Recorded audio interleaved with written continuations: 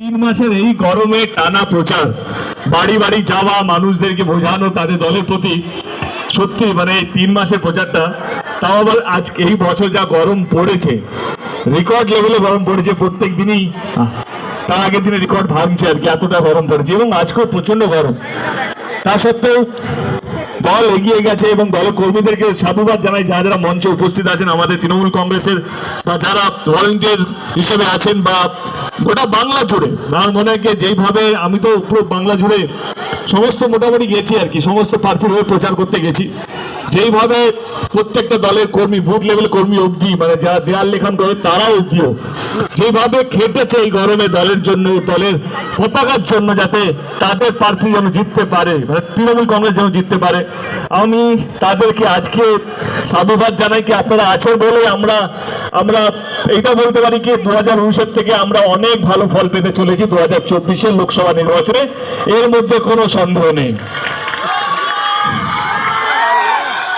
কারণ সারা বাংলা জুড়ে বিশ্বাস করুন, হাজার হাজার মানুষ যেভাবে রাস্তায় নেমেছে দলের প্রতি, দিদির প্রতি, অভিষেকের প্রতি এবং আমাদের দলের প্রার্থীদের প্রতি, এটা সত্যি সত্যি দেখে বলাই যায় যে 2019 থেকে আমরা অনেক অনেক অনেক ভালো ফল পেতে চলেছি, তার মধ্যে কোনো সন্দেহ নেই। চলে আসি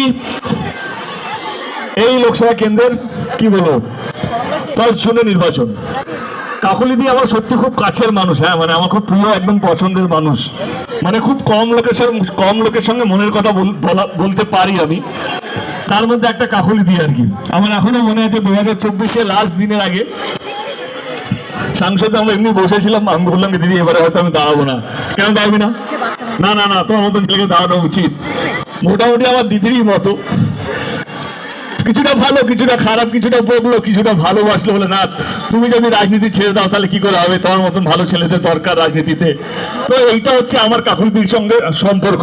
তো ডেফিনেটলি আমি চাইবো তিনি যেন এর আগে যত মার্জিনে জিতেছেন তার থেকে যেন 1000 গুণ বেশি মার্জিনে, মানে আরো 10, 15, 20 হাজার বেশি মার্জিনে যেন জিতে। এটা ছোট ভাই হিসেবে ডেফিনেটলি আমি আপনাদের কাছে এই আবেদনটা রাখবো। এবার চলে আসি 1 জুন নির্বাচন। নির্বাচন না মানে কি, মানেটা কি? নির্বাচন মানে আমার কাছে হচ্ছে বিশ্বাস। আপনারা কোন দলকে বেশি বিশ্বাস করবেন, কোন দলের প্রার্থীকে বেশি বিশ্বাস করবেন, এটাই নির্বাচন। কে যারা কথা দিয়ে ভোট নেয় এবং তারপরে কথা রাখে তাকে বিশ্বাস করবেন, না যারা কথা দেয়, ভোট নেয় এবং পালিয়ে যায়, ভোটের 5 বছর পর দেখা যায় না, তাকে বিশ্বাস করবেন। এইটাই হচ্ছে আসল নির্বাচনের কারণ। আমি আজ অব্দি কোনো দলকে ছোট করে নিজের দলকে বড় করিনি, আমি সেইটা পছন্দ করি না। যদি দল কাজ করে থাকে তাহলে কোনো দলকে ছোট করতে লাগে না। আমাদের দল গত 13 বছর ধরে রাজ্য সরকারে আছে। আমি আমার দলের কিছু কথা আপনাদের সামনে রাখবো, তারপর আপনারা বিচার করবেন যে কাকে আপনারা ভোটটা দেবেন। হাতে মাত্র 1 দিন আছে, কালকের দিনটা পুরো দিনটাই পাবেন এটা ভাবার জন্য, কে যাকে আমরা ভোট দিচ্ছি সে আপনাদের জন্য বা আপনাদের পরিবারের জন্য কাজ করেছে কি করেনি। চলে আসি কোন দল বেশি কথা দিয়েছে, কোন দল বেশি কথা দেয়নি। আমরা যদি 2014 আগের কথা যদি ভাবি, কারণ 2014 থেকে আমিও রাজনীতিতে এসেছি দিদির হাত ধরে, মমতাদির হাত ধরে, আমার এখনো কিছু প্রতিশ্রুতি কেন্দ্র সরকারের মনে পড়ছে আর কি। তারা 2014 আগে বলেছিল যে 15 লক্ষ টাকা করে ব্যাংক অ্যাকাউন্টে আসবে। 10 বছর হয়ে গেল, কারো অ্যাকাউন্টে 15 লক্ষ টাকা আসেনি। তারা 2014 আগে কথা দিয়েছিল যে প্রত্যেক বছর 2 কোটির বেশি চাকরি দেবে। 2024-এ দাঁড়িয়ে 10 বছর হয়ে গেল, আপনারা শুনলে অবাক হবেন, দেশে আজকে চাকরির অবস্থা স্বাধীনতার পর সবচেয়ে খারাপ জায়গায় আছে 2024-এ। তারা বলেছিলেন গ্যাসের দাম করে দেবেন, গ্যাস সিলিন্ডারের দাম করে দেবেন 400 টাকা পার সিলিন্ডার। আজকে সেই গ্যাস সিলিন্ডারের দাম হচ্ছে 1200 টাকা করে, এবং যদি ওরা ভোটে জিতে যায় 300 টাকা আরো বাড়িয়ে দেবে, সেটা 1500 টাকা করে দেবে। তারা কথা দিয়েছিল কি ডিজেল এবং পেট্রোলের দাম 40 টাকা এবং 50 টাকা করে দেবে। আজকে সেই ডিজেল, সেই পেট্রোলের দাম সেঞ্চুরি ছাড়িয়ে গেছে, মানে 100 এবং 110 টাকা হয়ে গেছে। এবং অনেকগুলো প্রতিশ্রুতি আছে। ডলারের দাম বলেছিল টাকার দাম বাড়বে, আজকে টাকার দাম সবচেয়ে কমেছে ইন্টারন্যাশনাল মার্কেটে। এবং অনেকগুলো প্রতিশ্রুতি যদি বলতে যাই তাহলে আজকে অনেক, মানে বাকি যে সভাগুলো আছে সেগুলো করা যাবে না। এবার আমি আমার দলের কথা বলি, যেটা একটু আগে বলছিলাম। 13 বছর ধরে আমাদের দল রাজ্য সরকারে আছে। আমি 13 বছর কথা বলবো না, আমি 2021-এরই কথা বলি। আপনারা সবাই জানেন দলের হয়ে বিভিন্ন জায়গায় আমাকে প্রচার করতে যেতে হয়।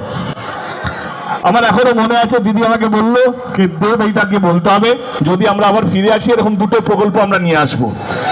আমি দিদিকে বললাম এটা কি সম্ভব, এই দুটো প্রকল্প সত্যি সম্ভব? হ্যাঁ দেব আমরা করব। আমরা গেলাম মাঠে মাঠে সব জায়গায়, সমস্ত গ্রামে গেলাম, সমস্ত বিধানসভায় গেলাম, বললাম কি আপনারা যদি আমাদেরকে ভোট দেন 2021-এ তাহলে এই দুটো প্রকল্প আমরা নিয়ে আসবো। একটা প্রকল্পের নাম ছিল লক্ষ্মীর ভান্ডার, আর একটা প্রকল্পের নাম ছিল স্বাস্থ্য সাথী কার্ড। তখন বিরোধী দলটা বলেছিল কি না এটা লক্ষ্মীর ভান্ডার নয়, এটা ঢপের ভান্ডার, এই ভান্ডার সম্ভবই না, বাংলার প্রত্যেকটা মেয়েকে 500 টাকা করে দেওয়া হবে, না না না না, এটা ভোট লুট করার চক্রান্ত।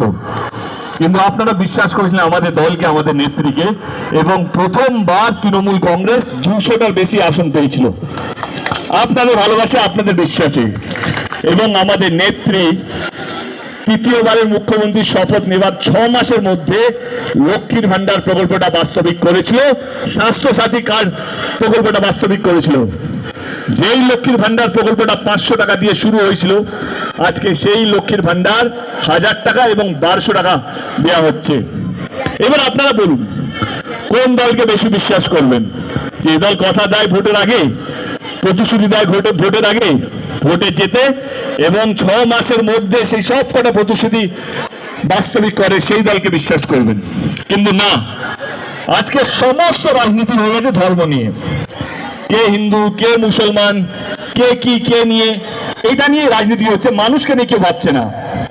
সেইখানেই আমাদের দলটা আলাদা। এই লক্ষ্মীর ভান্ডার প্রকল্পটা দেওয়ার আগে দিদি কোনোদিনও বলেনি এই লক্ষ্মীর ভান্ডারটা শুধুমাত্র হিন্দুদের জন্য, বা সবুজ সাথী প্রকল্পটা সেটা শুধু মুসলমানদের জন্য, বা স্বাস্থ্য সাথী কার্ডটা এটা এই ধর্মের জন্য, বা এই প্রকল্পটা ওই ধর্মের জন্য, না না না না না, আমাদের সমস্ত প্রকল্পগুলো বাংলার প্রত্যেকটা মানুষের জন্য। সে হিন্দু হতে পারে, মুসলমান হতে পারে, শিখ হতে পারে, যে কোনো ধর্মের হতে পারে। এইটা তো একটা দলের কাজ, সমস্ত দলকে আগলে রাখা, সমস্ত দলকে এক রাখা এবং ভালোবাসার মধ্যে বেঁধে রাখা, এইটা একটা দলের কাজ নয়, এটা দলের কর্তব্য। কিন্তু না, আজকে রাজনীতি শুধু ধর্ম নিয়ে। আমি আরেকটা কথা বলে দিই, এই যে আমাদের সমস্ত প্রকল্পগুলো, এগুলো শুধুমাত্র তৃণমূল কংগ্রেস বা তৃণমূল কংগ্রেসের ভোটারদের জন্য নয়, আমাদের সমস্ত প্রকল্পগুলো সিপিএম বলো, বিজেপি বলো, কংগ্রেস বলো বা অন্যান্য পার্টি যারা বাংলায় থাকে তাদের পরিবারের জন্য, তাদের ভোটারদের জন্য এবং সবারই জন্য। এটাই হচ্ছে তৃণমূল কংগ্রেসের পরিচয়। 1 জুন নির্বাচন, আমি আপনাদেরকে একটাই আবেদন করব যে যেই দল মানুষকে নিয়ে ভাবে, যেই দল মানুষকে এক রাখা নিয়ে ভাবে, যেই দল কিভাবে বাংলাকে এগিয়ে যাওয়া নিয়ে ভাবে, আমার মনে হয় সেরকম দলেরই হাতটা শক্ত করা উচিত। আজকে আপনারা জানেন আজকে শেষ দিন প্রচারের, আমার এরপর আরেকটা প্রচার, তারপর আমাকে বসিরহাটে আরেকটা প্রচার আছে, সেখানেও যেতে হবে, টাইম কম, চলুন আজকে তাড়াতাড়ি চলে যেতে হচ্ছে। কিন্তু আপনাদের কাছে একটাই আবেদন রাখবো, যদি আপনাদের মনে হয় কাকলিদি এবং আমাদের দল, যদি আপনাদের মনে হয় কাকুলিদি এবং আমাদের দল তৃণমূল কংগ্রেস ঠিকঠাক কাজ করেছে এবং মানুষকে আগলে রেখেছে, তাহলে ইভিএম মেশিনে 1 নম্বর বাটন টিপে আমার কাকুলিদিকে বিপুল ভোটে জয়যুক্ত করবেন। ওই কাকুলিদি, ওই তো কি গ্ল্যামার